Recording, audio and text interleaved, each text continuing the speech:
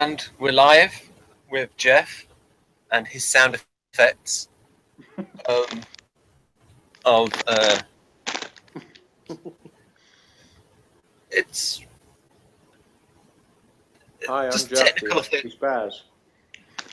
Just one thing is where the mic is. If you put the bag like maybe to one other side of the mic, then it will be less loud. How about now? Yeah, that's fine. That's fine. Well, Yeah. So yeah, we were doing marks out of 10. The first episode of Homicide, I would give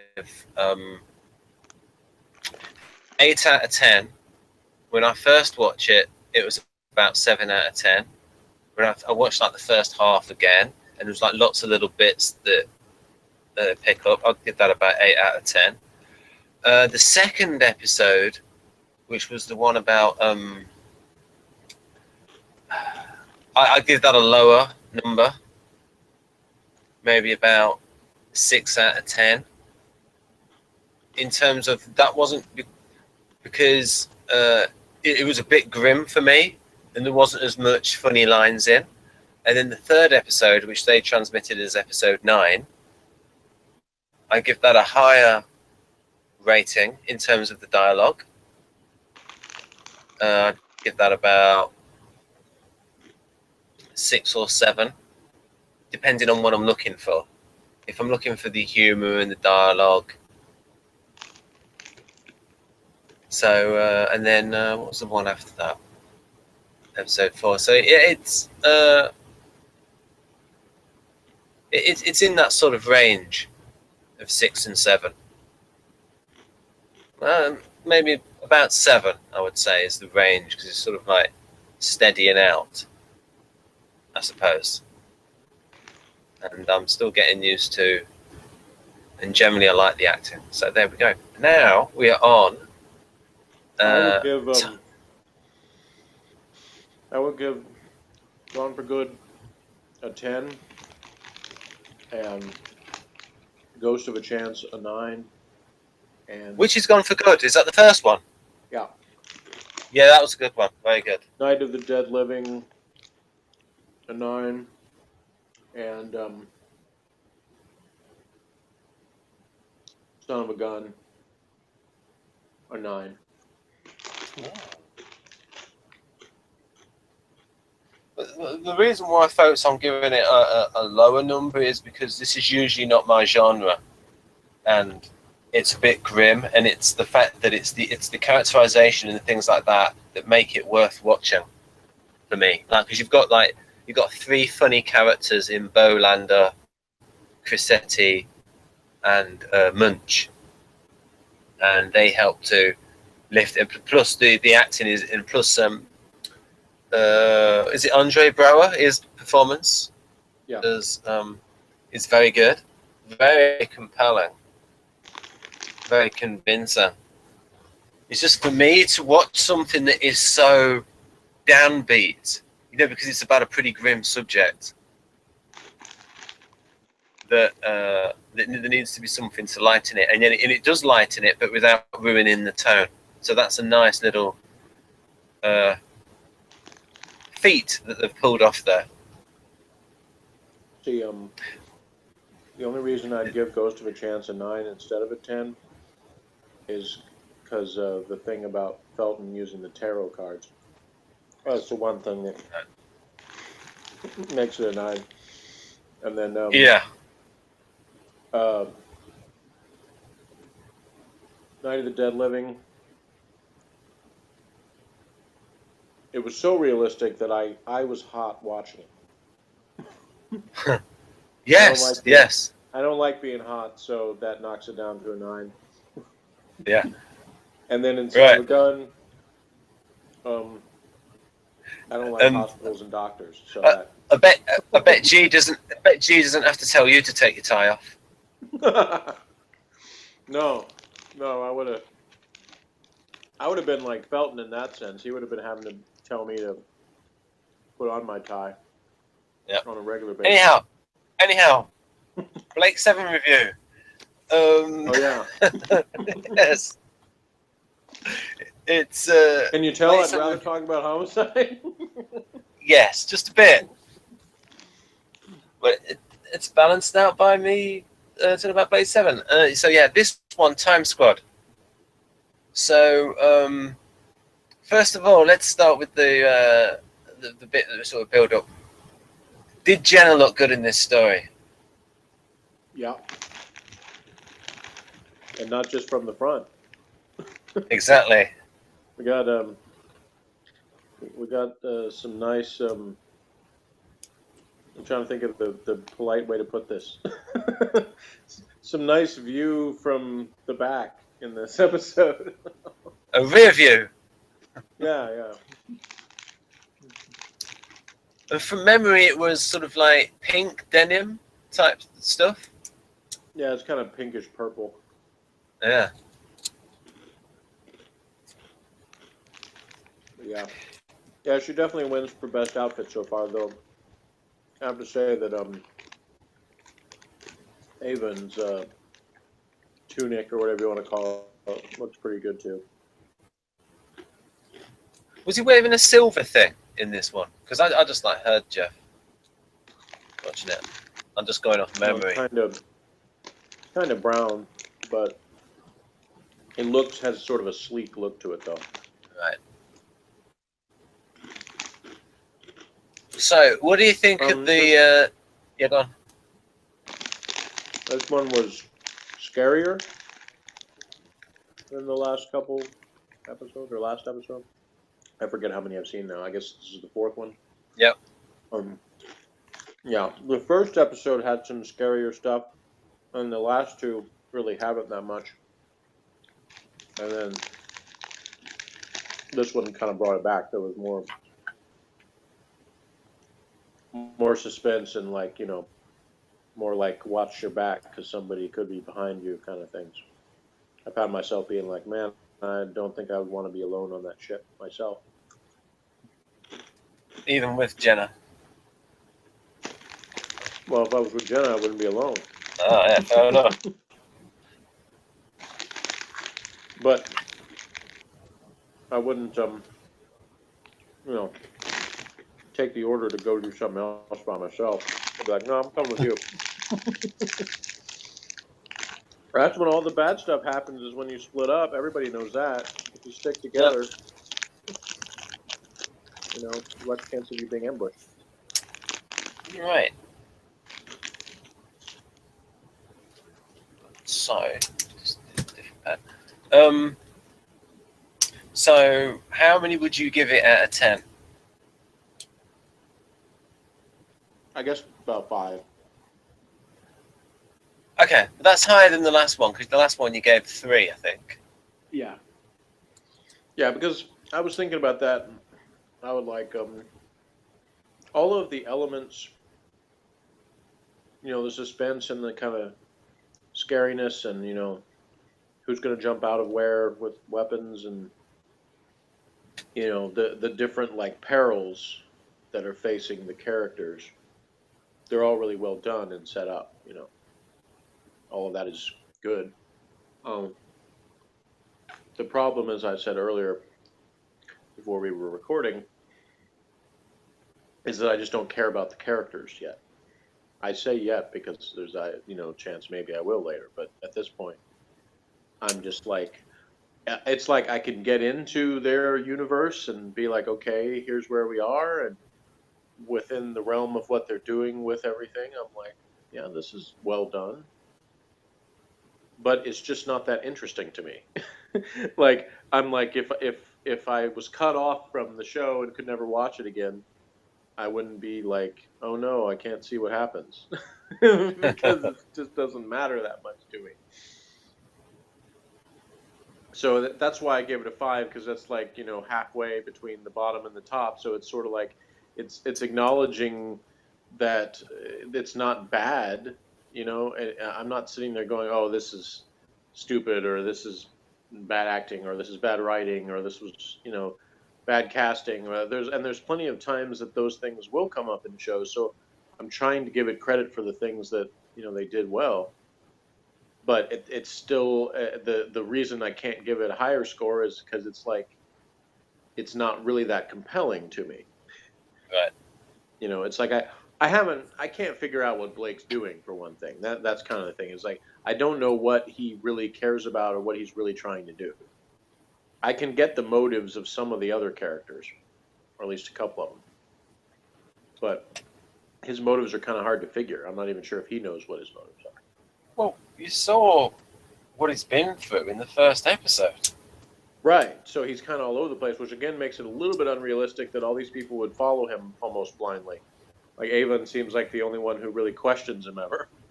Everybody else is like, whatever you say, guy I just met. Well, I mean, I understand. Understand they're like, hey, well, he did a lot to get him out of there. There's a certain amount to be said for loyalty, but on the other hand, it's like, and he said the thing about opting out. I think I would probably be one of the people that was opting out. I'd be like, yeah, I'm going to go ahead and get off of this thing. Because I don't think you know what you're doing. What we can say, though, is that when the person does point out, like Avon, he points it out a lot, and he points it out intelligently where Blake is going wrong. It's just that Avon does it in such a way where he just comes across as an extreme INTJ. Well, even he is more trusting than I would be, though. I mean, he'll make little sarcastic comments, but he'll still be on board with like 95% of what Blake's going to do. Where does he go, Avon? What do you mean? Well, if he goes off the Liberator, where does he go? I don't know. I don't know anything about him. I don't know where he's from, where he wants to go. Exactly. I mean, the Federation is all powerful. It controls pretty much controls every planet. The Federation. All right. Really, they're like total dominance. So you're saying that the characters are just basically being like, well, if I go anywhere else, I'm dead or recaptured, so I might as well die with some semblance of freedom with this guy? Yeah, I mean, Avon continually makes the calculation, is it better to go or stay? Yeah. Yeah, Jenna seems a little bit too easily commanded. Like, they spent the first couple episodes sort of establishing her as a character that had more personal independence, and then it seemed like it was when it was convenient to the plot for her to suddenly start conforming to everything that Blake said, then she did that. So I would have liked to have seen a little bit more resistance from her, a little bit more mistrust of Blake, because she really doesn't have a great reason to trust everything that he says. Or at least she should be a little bit more skeptical, I'd put it that way. Not necessarily mistrusting, but, it just seemed like too much, of her responses were just like, I'm just going to default to whatever he tells me. So it seems like they're chummier than they really would be from knowing each other. But I don't know. Maybe they're trying to be like, okay, well, the trip in the ship, they said it took I guess they were already off the ship by then, but they said it took 8 months, or I don't know how many months or how much time into that they were supposed to have left.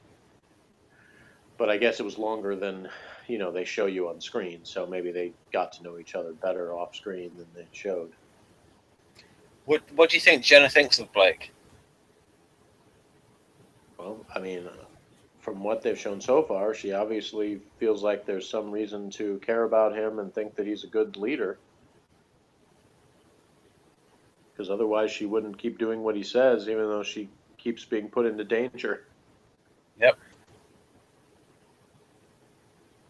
Well, you see,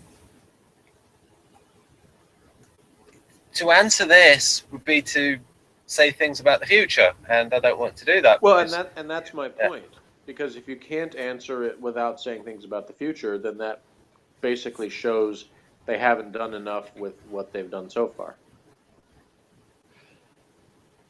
Well, See, I think that you can see things now that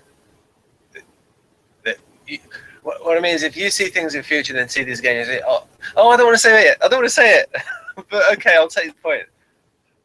Yeah, well, that's yeah, you're right, Jeff. I don't I'm want to spoil saying. anything.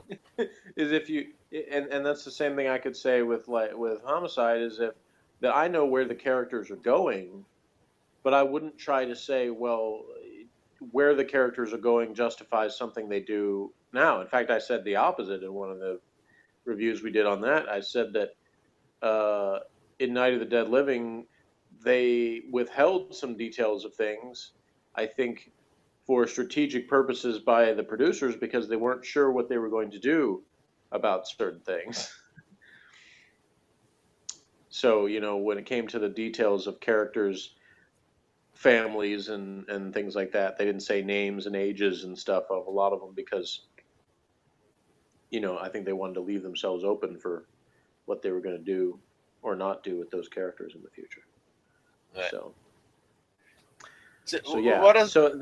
That's why I wanted to do it this way, where I'm watching it one episode at a time, because I can evaluate only up to that point so far. Gotcha. So, and in today's TV world, where people can go on the internet and in advance, if they wanted to, they could read the plots of everything before they saw it, and some people do that. I wouldn't do that, because to me, if it's a show that at all relies on any kind of suspense type stuff, then it's dumb to read ahead on what's going to happen. Right. But I know people who do that regularly. In fact, I know people, I have two coworkers that basically share like TV shows that they watch. And one of them will tell the other one exactly what's going to happen to characters before she watches it. So to like say, oh yeah, that character got killed before the third season or something, because they're not at the same point in the show. And I'm like, if that was me, I'd be like, don't tell me anything like that. Why are you doing that? But they apparently don't have a problem with knowing anything about that ahead of time. Doesn't bother them at all. So wow. Obviously there's different attitudes toward that, and not just among like really young people. I mean, because they're not that much younger than me. They're a little bit younger than me, but not like a generation younger than me. So right. So I will give a let's see how it's got a little bit blurred. Let's get that, and then make that a little bit. Okay. So here we go. Here's the synopsis of. Face has gone a bit swollen. Of the while you time read that, squad. I'm going to wash up real quick. Okay. Okay. If I don't immediately respond at the end of it, then talk just a little bit longer. Okay. Right. So, folks, this bit of white card here, then it should then autofocus. There we go. Not that there's much to autofocus on. Right. En route for the Federation-controlled planet Saurian Major.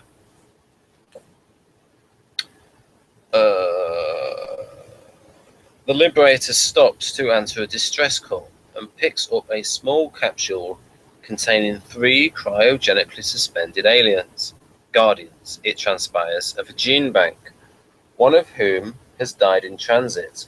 While the survivors are revived, Blake, Villa, and Avon teleport down to Saurian Major to meet the resistance forces there, only to discover that the resistance have all been killed bar one. Callie, a native of the planet Aron, capable of telepathic projection, although not, it seems, of reading minds, she joins forces with the others to attack the Federation's communications complex. Meanwhile, Jenna is attacked by the Guardians. Gan goes back to check on them, and Jenna later finds him injured and in pain from the action of the limiter implanted in his skull.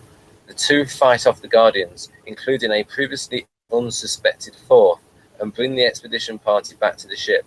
Callie agrees to join the crew. Now, the limiter. Gan's limiter. We have seen in the 3rd episode, Cygnus Alpha, that Gan can commit violence. There's a bit where it says in the book where he's puts a spear into one and he grins. So obviously, so this thing about Gan, this is what it says in the book, this book, Liberation, is that this story is overweighed by the subtext of Gan's limiter. Because the limiter does not limit Gan's ability to kill, because we have seen Gan use violence. So the question then becomes, what is the limiter limiting? And that is a theme that is returned to later on. So there's a subtext around that. And I think, I put my personal time Pardon? they've used that word either. There's been multiple things they've used, Yeah. they've said limiter about. Mm. So that's a concept that seems to be a recurring theme in this for whatever reason. I think, is it true, you know about Terry Nation as well. Was Terry Nation a libertarian? I have no idea. I don't know much about him personally. I just know some stuff he's written because of Doctor Who. I think that that theme of control. So yeah, I mean, I won't say what the theory is in this book, because I think the theory might have been a bit read into it. But definitely, I think it's clear to say that the limiter is not just limiting. Is not limiting violence; it's limiting something else, and it's left to our imaginations to wonder about what exactly is it limiting. Okay, so things that popped into my head while I was watching this. I mentioned that I like the transporter effects. Right. I like those better than the Star Trek ones. Ooh. Is the symbol that was on the door of the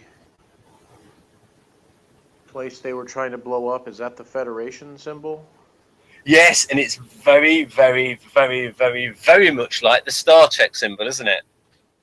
Well, I was going to say that that's a part of the logo for Blake 7, so now I'm seeing like that the symbol is the ship over the Federation logo. Right? Because that's what it looks like. So it's actually representing both sides in the logo. That's pretty clever, actually. I never thought of it like that before. So you got this. Well, like you say, I'm a censor, so Yeah. I noticed So the visual.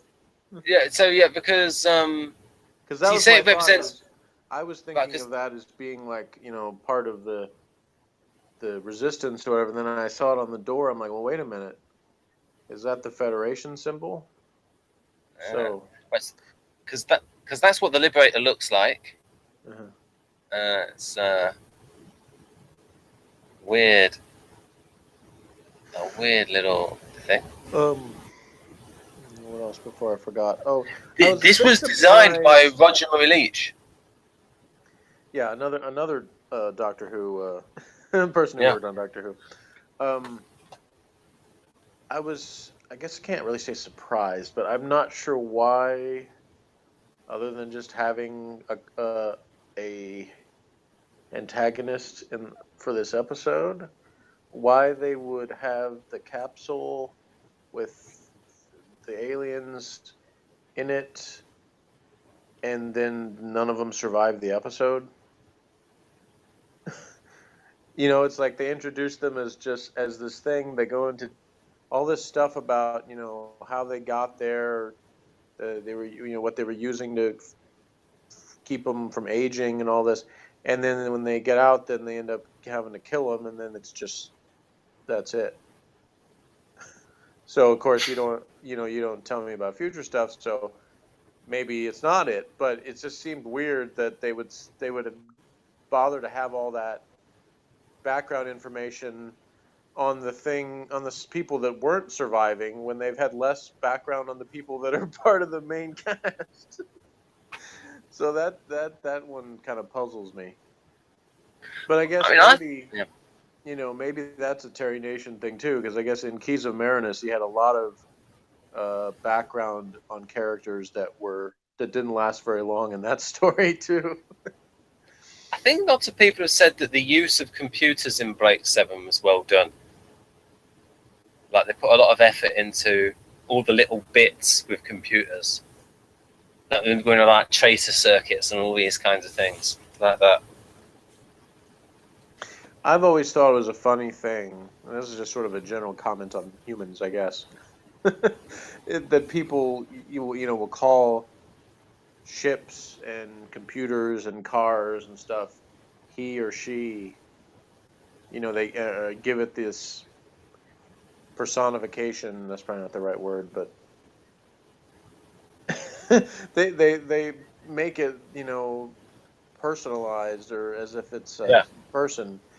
And I understand when you've got something that actually has a human voice, that it's it would be even more lend itself to doing that. But it's funny because they refer to Zen, the computer, as, and they say he, but if the voice could probably easily be changed to a female voice, and then when they start calling it she, just because the voice changed.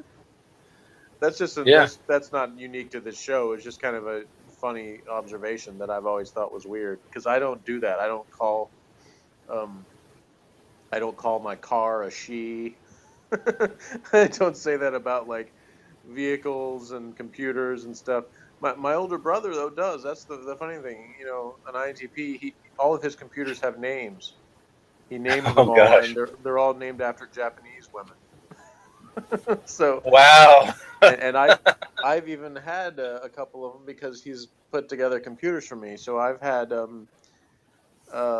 Ijima and can't remember what the other one was now. It's been too long. But when he took stuff that was on the previous computers and put it on like hard drives and stuff and save them, he created folders that was like stuff saved from Ijima or whatever. So I have those names on there still, because I never had any reason to change it. But I never refer to computers as people. Wow. Even like that had voices that were male and female. Like in Transformers, they had the computer with the voice of Casey Kasem, that was called Teletran 1, Oh yeah. and I didn't refer to that computer as a he either. I can't remember if the Autobots did or not. So I in think they this, may have just always said Teletran 1 and never said a pronoun.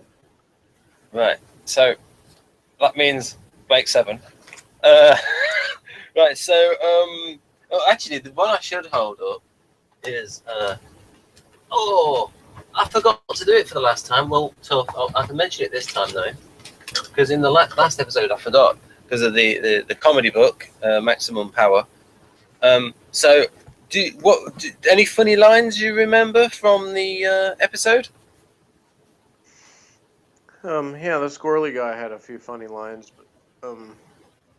but they were like the most scripted sounding things in the whole show. Yeah, It was like insert joke here. yeah. It was but like yeah, it's definitely the most non cringeworthy that character's been since he started. right. It's I it, was like, well, it that was actually amusing. So you yeah. weren't. It's say things. But then of course, he immediately ruins that when he like uh, tries to hit on the girl they found on the planet, the telepathic girl. Oh well. So he's just an annoying little squirrely dude. What does squirrely mean? It means like that guy. Surely Oh right. you've known squirrely people in your life. Like the little weaselly, little rodential, little annoying, somebody that's just like they're always whining, or they're always just making little snarky comments that don't help anything. People like that, just like Anyway, so every character Wallace Shawn has ever played. I have no idea who he is. So Oh, the couple that's of, the guy my brother calls annoying guy, but I know you've seen him in things. I can't remember if we talked about The Princess Bride. Did you see that? Nope. Oh, never saw. Okay, some point you gotta see that, man. It's a classic. But he was in at least one, if not more, of the Star Trek series. But he usually was under heavy makeup because he would play alien people like Ferengi and stuff like that. Um, but yeah. Anyway. I'm just amused by this comedy book because what they've done is they've got the episode for Cygnus Alpha, and then they've inserted their own episode, Cygnus Beta.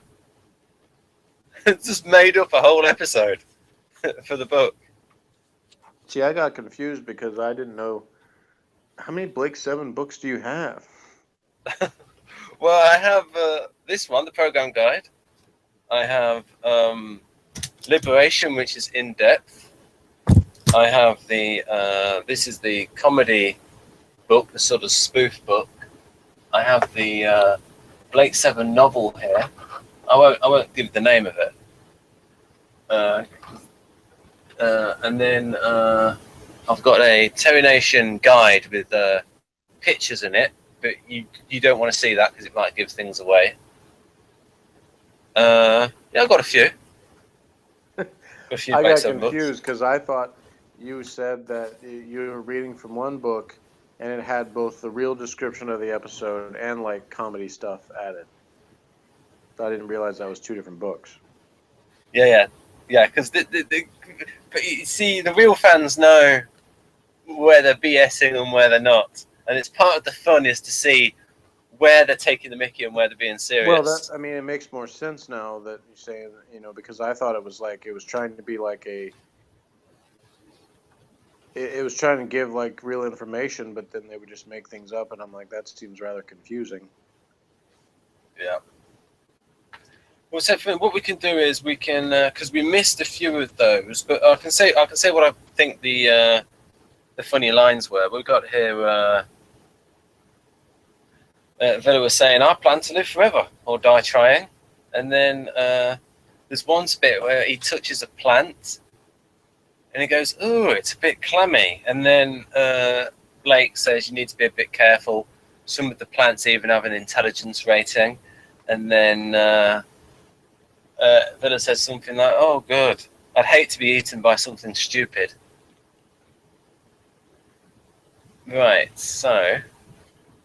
Yeah, that was probably the only time I actually laughed out loud when that line. Yep. Or at least chuckled. Yep. Yeah. I was like, wow, he's actually useful for something sometimes. And you actually saw his use as a locks, someone who can get through doors and locks and things. Yeah. Saw his use. So, if we go back a bit to because we never went through. It should probably, they look for somebody better who can do that. Jettison that guy as soon as possible. Oh, poor old Scully. Right, and then we got here. So we've got some. Gan wasn't much of a tough guy in this one yet either. He was like supposed to be the muscle, and then I'm like got overpowered by the primitive dude too quickly. Well, it depends. But I guess he got taken by surprise. Well, he might have been.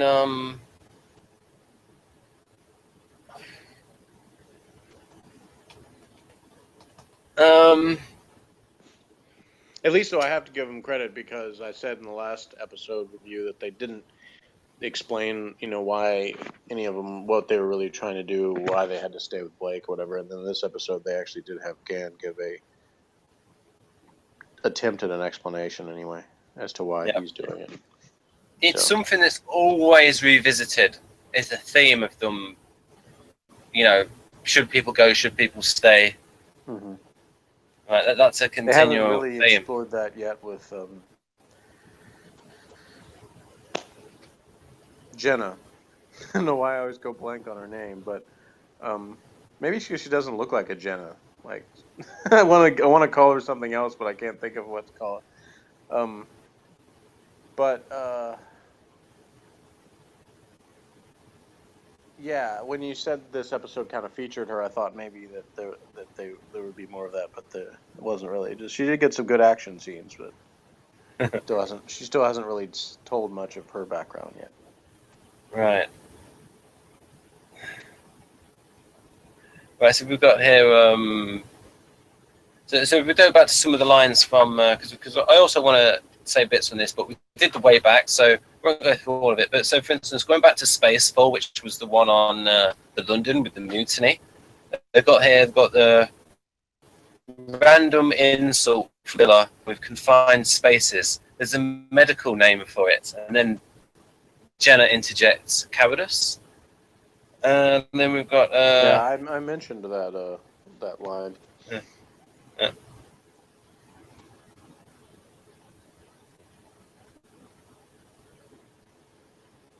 Right, and like I said here, it's got the prisoners couldn't conspire more conspicuously if they tried.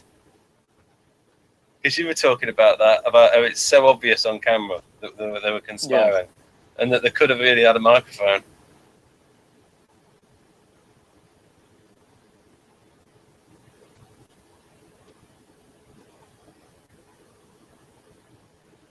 And we've got the things like Villa must discover his ability to open any door later on, because he can't even comprehend how a simple palm-activated lock works. All he has to do is high-five the bloody thing. Why does the security camera only bleep when Villa does magic tricks? Nova enjoys a one-man phone party in some ducts. Maybe he's not so promising after all. Right, okay.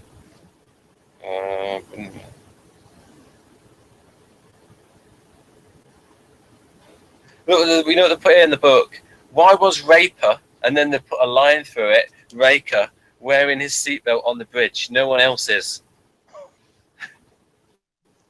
They're just wandering around the place. Right. Hey, this is interesting. The execution of the prisoners is, well, it's Destiny of the bloody Daleks, isn't it? I'm just... You know when Raker was executing the prisoners? I didn't know that. I can't remember the plot of Destiny of the Daleks. Oh, yes! I don't... If you do, don't tell me, because I haven't seen it in a long, long time, and I haven't gotten to that yet in my watching order. So the only thing I remember about that one off the top of my head is that there was an annoying DJ character in it. Oh, that's Revelation of the Daleks. Oh, okay. That's the one with... So Destiny then would be 79, Tom Baker. Okay. Yeah, okay, then yeah, I did see that one. Yeah. I mean, again, I saw it a long time ago, but I saw it again when I watched So what we do, we'll skip that. We'll get to the ones that were to the actual episode that we're covering, else we'll confuse people. We'll skip Cygnus Alpha. It says here, Cygnus Beta written by Jerry Davis. This is total nonsense. Right, an episode that doesn't actually exist. Right, what they put it? For some reason they put Time Squad writer Terry Nations. The other one they put Terry Nation, and then in this one they put Terry Nations. Weird. Now, why would they say that? There's some kind of reason. Right. Oh, yes. Opening shot. We just said they're just trying to be goofy or whatever. Yeah. That's it. Just goofy. Opening shot. Paper Liberator. Paper Stars. Yada, yada, yada. You just described the story. Blake, they built a vast transceiver complex there. All Federation signals and navigation controls are beamed into Saurian Major, boosted and redirected.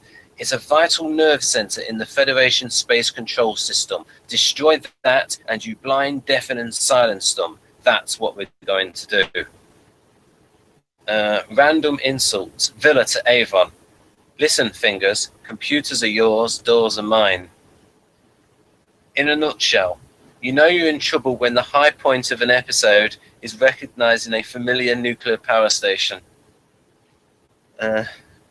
Story. Blake and his crew plan to attack the Federation outpost on Saurian Major.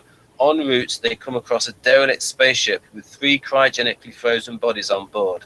Gan and Jenna attempt to resuscitate the bodies, while Blake and others teleport to the planet below. There, they join forces with Callie, a telepath from the planet Aron. Meanwhile, aboard the Liberator, the frozen aliens are revived and there's murder on their minds. Information. This story marks the debut of the much-loved Blake 7 tradition, swanning around an industrial complex on 16mm film. Oh, wait a minute, I've got to be careful here about don't have any spoilers. Oh yeah, Blake, when you're in space, you don't need to call vehicles space vehicles. They're just vehicles. It would be like us travelling down the motorway and pointing out land vehicles. Yeah, and that's something I pointed out actually when I reviewed certain Doctor Who episodes that had things like that. Lines where you're like, why did they say that? Like one of them was in the chase. The Daleks kept saying, and they were talking amongst themselves, not talking to people. Yeah. They kept referring to how many Earth minutes or how much in Earth time. I'm like, why would they be talking to each other in Earth time? Yeah. That doesn't make any sense. They would say like 10 Blarsecs or whatever their or Wells. measurement was. Yeah, that was one of that. They used to have that measurement Wells, didn't they? The Daleks. I don't know, maybe. I don't remember that, but yeah. So it was just weird to have things like. Yep. And yeah, the space thing. I've seen in more than one thing. He said space, whatever. Yeah, well, if you start going back too much, it's like, well, how come everyone speaks English? How come everywhere they go to Italy, they all speak English? All this kind of stuff. Even when the assistants on their own are always like a gift that's just transferred to them by the Doctor. Is Zen off his head or on crack this episode? Blake tells Zen to conduct a 360-degree survey. He's not going to find much with that. Yeah, should have said 360. Blake's hands in pockets acting is unfortunate, since it just looks like he's playing with himself under his tunic. Which he probably is if his Federation charge sheet is anything to go by. Yeah. Unlike every other industrial complex we'll see as the days drag by, this one is nestled in a sea of candy floss. Yum. I think they call that cotton candy in America. The reason there are no artificial satellites to be seen is because Blake hasn't turned the screen on. The accepted stance for freedom fighters is hands on hips, legs akimbo. Wow, there are nearly 10 teleport bracelets missing already. Avon uses an entirely different set of controls for the teleport from last week. Did you notice that, Jeff? Your sensor. Notice what? Entirely different set of controls for the teleport from the previous week. I did notice it seemed like it was in a different place. But I didn't know if maybe they just have different controls in different rooms. Those plants on the surface of Saurian Major are called trumpet flowers. I don't even know if that's true. The capsule prop turns up a few times throughout the series. Oh, I shouldn't have read that out. Avon is stroking an invisible cat when he should be flying the ship. Zen is being a shirty little cow and sulking. Isn't it rather hasty of Avon to activate the defrost on the 2 aliens? That's true. In these earlier stories, Avon's indifference... Wait a minute. Right, okay, there's little bits in here that sort of like hint at things that go on later on. So I won't read them out.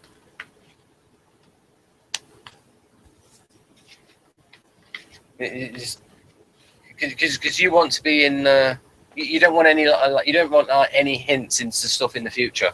And plus, I'm reading stuff out I've not read before, so I don't want to actually say anything because I might accidentally read out, unlike what happens. You know what I mean? Yeah. Well, I had to stop myself from doing that too because there was the thing that I was reading that was like the homicide summary that had stuff about the production or whatever. There was it said some stuff about one character that gave away things from the future. So yeah. Plus, didn't read that part. The people who'd really appreciate this, but are just people who like total Blake 7 fans because they know all the in jokes and when someone's just BSing. Mm-hmm.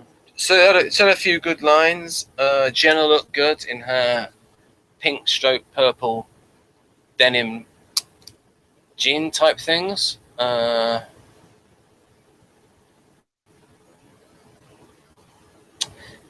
there's that question to what does Gan's limiter limit? Because I don't think that Terry Nation would have been, I mean, he's not. Terry Nation is too smart a writer to come up with a character, say that their limiter limits violence, and then have that character commit violence all over the place. He wouldn't be like that, would he? Well, Jeff? I thought he's said too good a like writer. He said something like he couldn't kill, but I don't think he said he couldn't commit any kind of violence. Well, what and up about to the that previous? Point, Yeah. I think he had threatened to kill, but he hadn't actually killed on screen. Or if he did, I don't remember.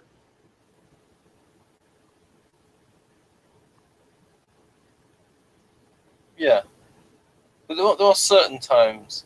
Anyway, again, talking about future episodes. So I don't. Anyhow, right. I think that's pretty much it. Is there anything else you'd like to add, Jeff?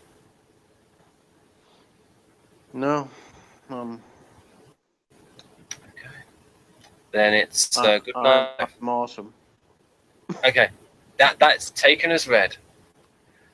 And it's good night from me. Bye. Join us next time for whatever the next episode is. I don't know. Yes, but the next one will be Homicide, and then it will be of Blake 7. It will be probably something called The Web. Okay. All right, so we'll get trapped in the web next time. No.